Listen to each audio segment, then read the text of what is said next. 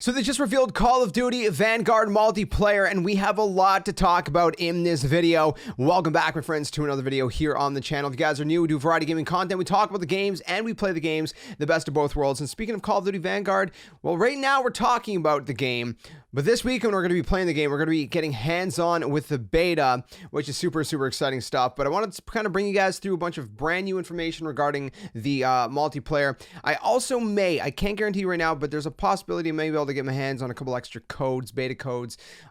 Keep it locked on my Twitter, JSkeleton92, for the potential of that. Again, there's no guarantees as of right now, but there's a possibility. I've gotten some in the past with past betas for past Call of Duties and all the good stuff. But anyways, let's talk about the game, because we got some pretty cool stuff. There's a bunch of different stuff. Let's start off with the beta. So the beta is going to be this weekend. Like I said, I'm not going to go into the details. I've already done that before. But one thing I do want to talk about that is brand new is we're going to be getting the Rat-a-Tat blueprint to use in-game if you reach level 20. So if you reach level 20 in the beta, you're going to be able to get that blueprint, which is super cool stuff. And again, you know, weapon blueprints, of course, returning in Call of Duty Vanguard and whatnot. So let's talk about the PC stuff really quick.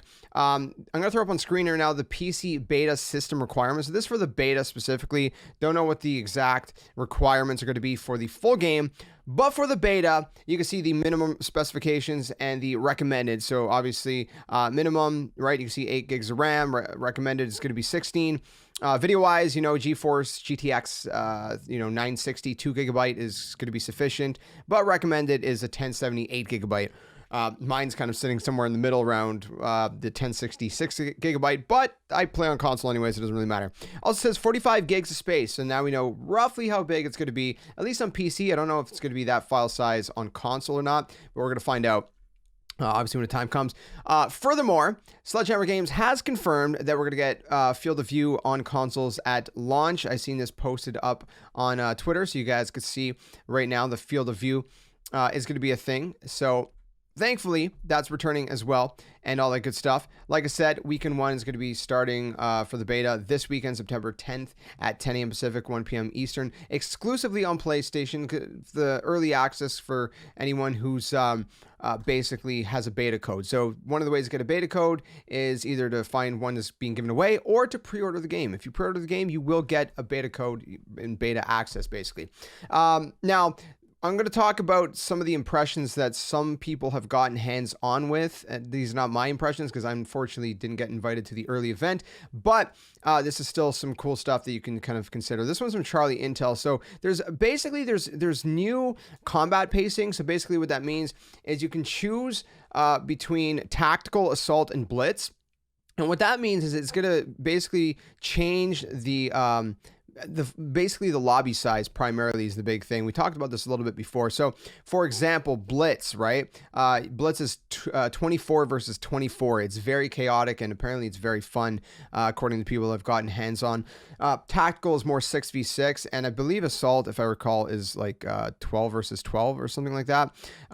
So it's kind of interesting that they have these new combat pacing modes. I wonder if that's going to split up the player base too much, though. I don't know. Hopefully not. Hopefully it doesn't split up the matchmaking pool too much, because now you have 3 extra options to kind of filter through. But really cool stuff, and I'm actually really excited about that. Everybody who's gotten hands-on early so far has said that, you know, the game feels really good. The gameplay is good. The guns and the maps feel and look great, which, again, if you see people's gameplay, which I can't show any of that really on here, because, you know, it just wouldn't be the right thing to do, right? So I'm not going to do that. You can see people's gameplay that's up. I will share my own gameplay this weekend, but from what I've seen, it's very nice looking. It's a lot more bright and vibrant, but at the same time remains to be gritty because it is World War II. So, you know, one of my biggest complaints with World War II is it was too bland, you know, the palette, right? And especially, you know, for content creation, you want more vibrant stuff, you know, thumbnails that pop, right? And videos that pop. You know, there's still a lot of grays and browns in the color palette, but it's definitely a significant upgrade from World War II from what I've seen. So pretty exciting stuff on that regard as well. And then visibility and stuff has improved from the alpha. So for the beta, the equipment that you can expect is the MK2 frag grenade.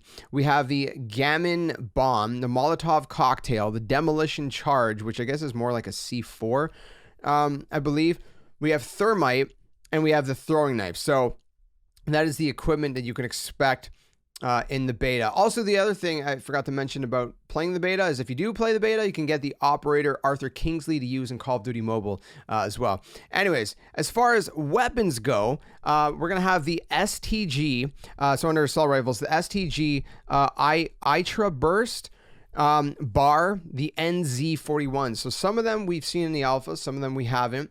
So those are the assault rifles. And then moving on to the there's also the Volk.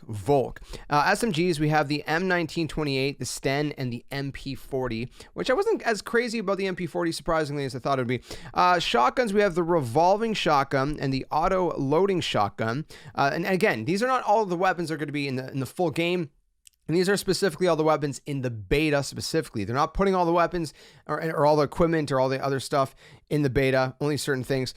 Excuse me. So for LMGs, we have the MG42, the DP27, and the Bren. The Bren has the one where it's like the mag is sitting on top and it's kind of blocking your field of view. We have the M1 Garand, excuse me, returning as a marksman rifle. For sniper rifles, we have the three-line rifle and the Kar 98K. So those are the guns. And then for secondary stuff, we have machine pistol, Rat, and the 1911 for the pistols, the handguns. Launchers, we have the M1 Bazooka, and we have the Panzer I don't even know how to say that. I'm not even gonna try. And for melee, we have the FS Fighting Lion as well. So those are all the weapons. Unfortunately, Dead Silence is not a perk. It is back to a field upgrade. So the field upgrades returning: supply box, armor plates, Goliath, which is basically like this little mini tank. It almost looks like an RCXD, which is kind of weird that it's under field perks. So basically, it's a small remote control bomb and tracks, controllable for 30 seconds, after which it self-destructs, can be detonated early. So kind of interesting that that is under field perks, honestly. We have Field Mic, of course, returning, and like I said, Dead Silence, unfortunately, under there. Vanguard features a ton of progression options. There's a lot, okay? You got Operator XP, so you can rank up your operators individually. You have regular player XP. You have Weapon XP. You have Battle Pass XP, and you also have Clan XP. I don't know if you guys remember, there's been like kind of clan stuff in the back, or in the past. That's returning as well. So pretty interesting stuff in that regard. I don't know about the prestige system. I really hope a classic prestige system is returned. I don't like the way it's been the last 2 years. You know, Black Ops Cold War was a lot better than Modern Warfare. Modern Warfare had a horrible progression system. I didn't like it at all. You know, no prestige at all. And I just didn't like that. So Black Ops Cold War, a little bit better, but I still prefer just classic prestige, man. Just bring that back, please, please, I beg you. And all that good stuff. Interestingly enough, also, there's going to be 2 maps returning from World at War, which is going to be Castle and Dome. They're obviously going to receive changes with, you know, reactive environments and all that good stuff as well. Let's talk about kill streaks. I actually forgot to mention that when I was going through all the stuff that's going to be in the game. So Intel reveals nearby enemies to the summoning player through repeated, like, pinging on the minimap. So basically, like, your own personal kind of UAV if you want. We got a care package, spy plane, which is a UAV, counter spy plane, glide bomb, which is basically drops a bomb whose path can be guided towards enemies, basically like a missile strike, right? Death machine, which you've seen some of my gameplay here on the channel for. Mortar barrage, war machine is returning.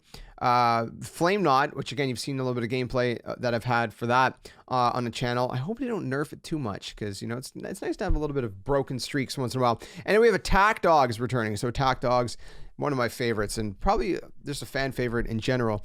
And I guess I think it's the last thing to talk about. Oh, hold on, perks. No, we got perks. I forgot to mention perks. I'm sorry.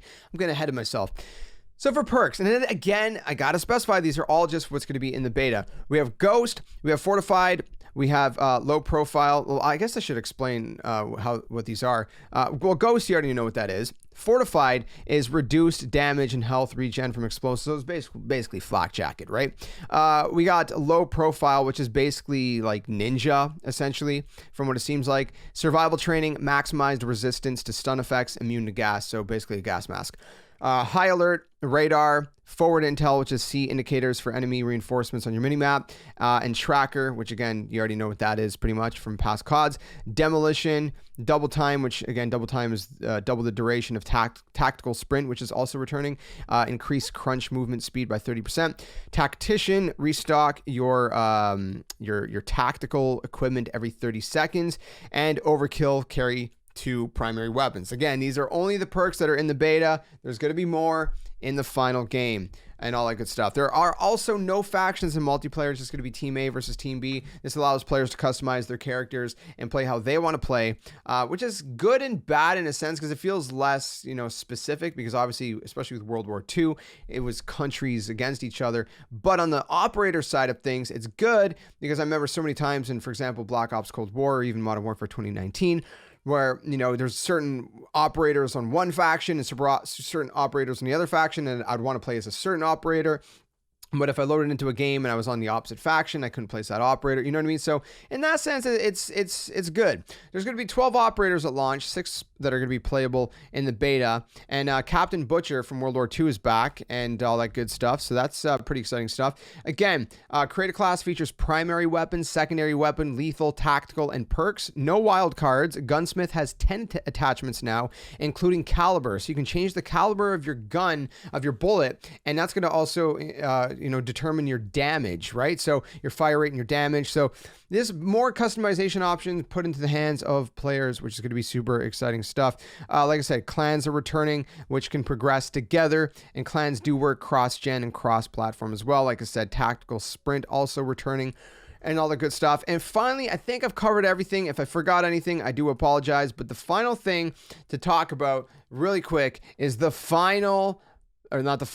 new Warzone map. We're finally getting a brand new map. Not like a changed map. Not like, oh, we're going to change a building here. We're going to swap this out. There's going to be... No. Like Verdansk, it's gone. It's going away, thankfully. I don't like Verdansk at all. I don't play Warzone because I absolutely cannot stand that map. It is bland to me. It is boring to me. I'm sorry. I'm just being truthful. We're getting this new one called Pacific. I think it's just called Pacific Map. And it's more of a World War II setting. It's a brand new location. Everything is brand new. You can see it's a lot brighter. It's a lot more vibrant. It's going to use the mechanics and the engine and all that good stuff. The engine is technically the same engine as Warzone, I guess. But, the mechanics and the gameplay and whatnot from Vanguard. And it looks really, really good, man. Again, way more vibrant. You got a lot more kind of, lush areas. Very bright, very crisp. I'm excited to try it out. I really hope that once we drop in, though, it's not going to look, bland. Because again, Warzone has a lot of just, it just feels really flat, visually, and it's not a fun experience. I didn't like it too much personally, Played a little bit at the beginning, but that was about it. So we'll see whenever this map comes out. It's going to be coming out sometime post-launch of Vanguard. But I'm really excited that finally we're getting a brand new Vanguard map, Warzone map. So that's pretty much it, my friends. That's basically everything you guys need to know about Call of Duty Vanguard so far. Let me know what you guys think about it all in the comments below. Again, I will be playing the beta this weekend. I'll bring you guys some videos and some streams. It's going to be a good time. I hope to see you guys in that content this weekend. And again, I should possibly there's a possibility I might have some codes. You can follow me at JSkeleton92 on Twitter if I end up having codes. If not, well, then hey, at least you get to keep up to date with everything. You can also join our Discord if you want down in the description below. And if you're into Nintendo content, check out my Nintendo channel because that's where all Nintendo stuff goes. But for this channel, you can expect a whole lot more variety between talking about games and playing the games as well. So thanks for watching. Leave it a like if you guys enjoyed the video, dislike if you didn't like it, and I'll see you guys soon in another one. Till then, game on. See you guys soon.